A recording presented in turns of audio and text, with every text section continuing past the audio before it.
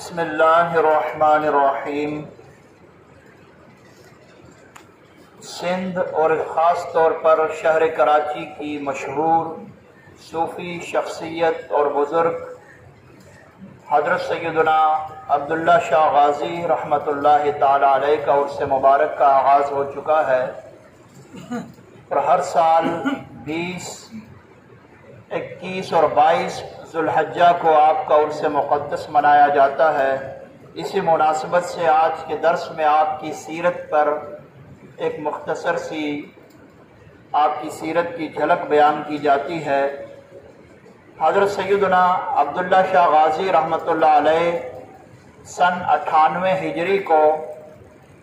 مدینۃ المنورہ میں پیدا ہوئے اور آپ کے والد ماجد کا نام حضرت سیدنا امام محمد المہدی نفس زکیہ رضی اللہ تعالیٰ عنہ ہے اور آپ کا سلسلہ نسب 3 واسطوں سے امام حسن مجتبی رضی اللہ تعالیٰ عنہ اور 4 واسطوں سے حضرت سیدنا مولائے کائنات امیر المؤمنین حضرت سیدنا علی کرم اللہ تعالی وجہہ الکریم سے جا ملتا ہے۔ حضرت عبداللہ شاہ غازی رحمۃ اللہ تعالی علیہ مدینۃ المنورہ کے چند مشہور جید علماء کرام میں آپ کا شمار ہوتا ہے اور گنبد خضرا کے سائے تلے مدینۃ المنورہ میں آپ نے دینی علوم کی تربیت مکمل کی اور اپنے وقت کے جلیل القدر ائمہ اور خاص طور پر ائمہ اہل بیت سے آپ نے اکتساب فیض کیا اور امام جعفر الصادق رضی اللہ تعالی عنہ سے آپ عمر میں 15 برس چھوٹے ہیں حضرت عبداللہ شاہ غازی رحمۃ اللہ علیہ، جبکہ امام باقر رحمۃ اللہ تعالی علیہ کی آپ کو علمی مجلس میں نہ صرف یہ کہ حاضری کا شرف اور سعادت حاصل ہے بلکہ آپ نے ان سے اکتساب فیض بھی کیا ہے۔ حضرت سیدنا عبداللہ شاہ غازی رحمۃ اللہ تعالی علیہ کے اساتذہ میں آپ کے والد ماجد محمد المہدی نفس زکیہ اور اس کے ساتھ ساتھ آپ کے دادا حضرت سیدنا عبداللہ المحض اور اہل بیت اطہار کے امام جعفر الصادق اور امام باقر اور آپ کے چچا حضرت سیدنا ابراہیم رحمۃ اللہ تعالی علیہ مجمعین، یہ سب کے سب جو کہ جلیل القدر ائمہ اہل بیت میں سے ہیں اور ائمہ تفسیر و حدیث اور فقہ میں سے ہیں، ان سب سے آپ نے علم دین حاصل کیا اور ان کے زیر سایہ آپ نے باقاعدہ تربیت کو پایا ہے۔ حضرت سیدنا عبداللہ شاہ غازی رحمۃ اللہ تعالی علیہ کا سلسلہ نسب یوں بیان کیا جاتا ہے کہ سیدنا عبداللہ شاہ غازی الاشتر بن سیدنا محمد المہدی نفس زکیہ بن سیدنا عبداللہ المحض بن سیدنا امام حسن مثنی بن سیدنا امام حسن مجتبی اور بن سیدنا امیر المؤمنین علی کرم اللہ تعالی وجہہ الکریم۔ تو یوں آپ چوتھی پشت میں آپ کا سلسلہ نسب حضرت مولائے کائنات سے جا ملتا ہے اور حضرت عبداللہ شاہ غازی الاشتر رحمۃ اللہ تعالی علیہ جب اپنے والد ماجد کے ساتھ سندھ تشریف لائے، اس کی داستان یوں بیان کی جاتی ہے کہ جب آپ نے چونکہ خلیفہ ابو منصور کے دور میں آپ باقاعدہ موجود تھے اور وہ انتہائی سفاک اور ظالم بادشاہ تھا، اہل بیت اطہار کا دشمن تھا، اہل بیت نبوت پر اس نے بڑے مظالم ڈھائے ہیں، انہی مظالم کی پاداش میں آپ کے والد ماجد آپ کے آباء و اجداد مدینۃ المنورہ سے ہجرت کرتے ہوئے چلتے چلتے سندھ تشریف لائے اور 145 ہجری کے اندر آپ باقاعدہ سندھ میں تشریف لائے۔ اس وقت سندھ کے گورنر ابو عمرو حفص اس وقت سندھ کے گورنر تھے، جو ابو منصور جو بادشاہ تھا اس کی باقاعدہ بادشاہی میں گورنر تھے، لیکن وہ آپ کے والد کے اور آپ کے معتقد تھے اور جب آپ کے والد کی شہادت کی خبر آئی تو اس وقت ابو جعفر حفص نے آپ سے کہا، ابو عمر حفص نے،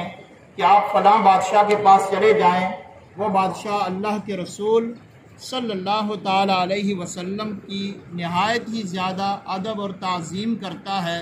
اور وہ آپ کو پناہ دے گا۔ تو آپ اس کے کہنے پر وہاں تشریف لے گئے، لیکن جب ابو جعفر منصور کو خبر ہوئی کہ جو گورنر ہے سندھ کا وہ ان کی تعظیم کر رہا ہے، وہ برہم ہوا اور اس نے فوراً ابو حفص کو باقاعدہ گورنری سے معزول کر دیا اور اس کے بدلے میں ہشام بن عروہ کو سندھ کا گورنر بنایا، اور ساتھ میں اس کو یہ ٹاسک دیا کہ سب سے پہلا قدم تم نے یہ کرنا ہے کہ عبداللہ شاہ غازی رحمۃ اللہ علیہ کو یا زندہ گرفتار کرنا ہے یا ان کو شہید کر کے ان کا سر کاٹ کر میرے دربار میں پیش کرنا ہے۔ ہشام بن عروہ جب سندھ کا گورنر اس وقت بنا 145 ہجری کے اندر کم و بیش، پھر اس نے باقاعدہ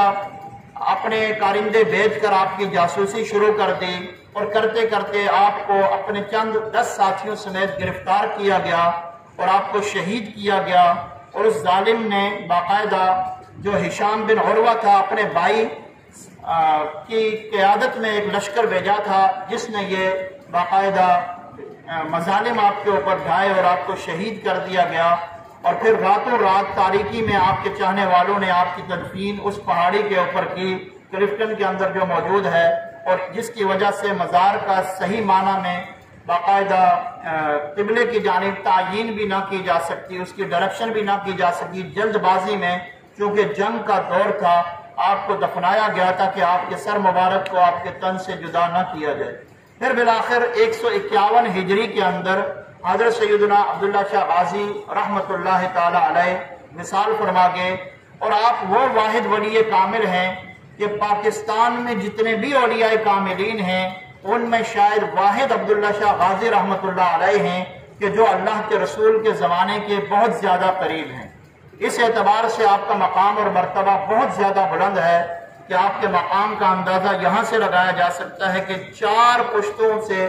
سلسلہ نسب آپ کا 4 واسطوں سے حضرت علی کرم اللہ تعالی وجہ الکریم سے ملتا ہے، اور آپ نے یہاں پر بہت زیادہ دین کی تبلیغ و اشاعت کی۔ آپ بہت بڑے عالم بھی تھے، محدث بھی تھے، فقیہ بھی تھے،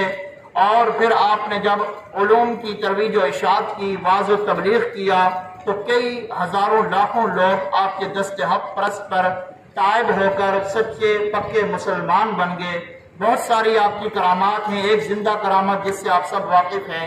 کہ آپ کے مزار کے ساتھ احاطے میں جو آپ کا چلہ گاہ ہے، وہی ساتھ میں جو پانی کا میٹھا چشمہ ہے، یہ آپ کی زندہ کرامت ہے کہ چاروں طرف سمندر تھا اور وہاں پر کھارا پانی تھا، میٹھا پانی نہیں میسر تھا، تو آپ نے دعا کی، اللہ تعالیٰ نے وہاں پر میٹھا پانی پیدا کر دیا جو آج تک جاری و ساری ہے۔ زائرین وہاں پر جاتے ہیں، اس سے سیراب ہوتے ہیں، اور پھر آپ کا عرس مبارک 20، 21 اور 22 ذی الحج کو منایا جاتا ہے۔ لیکن مقام افسوس یہ ہے کہ جس پائے کی آپ ہستی ہیں اس پائے کا آپ کو مقام اور مرتبہ یہاں پر نہ دیا جا سکا، یعنی آپ نے جس طریقے سے یہاں پر آ کر دین کی تبلیغ کی، کم از کم محکمہ اوقاف کو چاہیے تھا جو آپ کے نام پر کروڑوں روپے کا نذرانہ وصول کرتا ہے سالانہ، ایک عظیم الشان درگاہ کے ساتھ دارالعلوم قائم کیا جاتا، عظیم الشان مسجد بنائی جاتی، ایک ہی مسجد ہے برائے نام، وہ بھی مزار سے تھوڑا سا فاصلے پر ہے، تو عظیم الشان دارالعلوم کا قیام وہاں پر بہت زیادہ ضروری ہے تاکہ آپ کے علمی اور روحانی فیض و برکات کو باقاعدہ قرآن و حدیث کی ترویج و اشاعت کے ذریعے عام کیا جائے۔ اللہ تعالیٰ آپ کے علمی اور روحانی فیض و برکات ہم سب کو عطا فرمائے۔